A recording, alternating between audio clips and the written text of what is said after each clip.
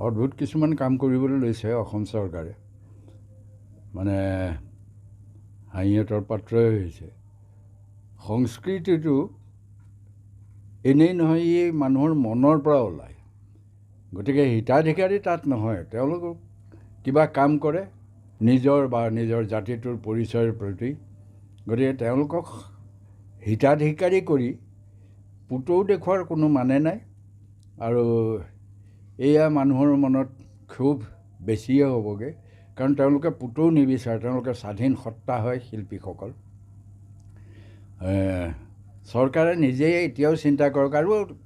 বাৰে বাৰে ধাৰ লৈ থকাতকৈ এই প্ৰিণ্টিং কষ্টবিলাকে অকণমান কমাই আনকচোন এতিয়া হিতাধিকাৰী বুলি নতুন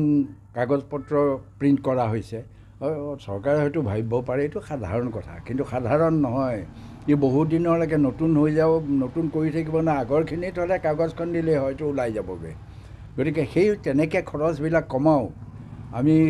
বহুত বেছিকৈ বিচৰা নাই মানে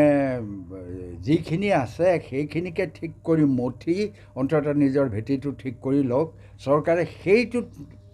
মনোনিৱেশ কৰক এই হিতাধিকাৰী সৃষ্টি কৰি মানুহৰ মানে ভোট পাম বুলি যদি আশা কৰিছে তেতিয়াহ'লে এইটো ভুল ভাবিছে সেয়া তেওঁলোকৰ মৰণ মাতিছে মানে বহুত দিনৰ আগতে বেণুধৰ শৰ্মাই লিখিছিলে হিটলাৰে লেটা কুন্দাইছে এই বিজেপি চৰকাৰৰো সেই হিটলাৰে লেটা কুন্দোৱাৰ নিচিনা অৱস্থা হ'ব বিজেপি এই এনেকুৱা হিতাধিকাৰী সৃষ্টি কৰোঁতে তেওঁলোকে নিজে ভৰ ল'ব নোৱাৰি শেষ হৈ যাব গতিকে নিজে সাৱধান হওক আৰু পুতৌৰ পাত্ৰ কৰিবলৈ নাযাব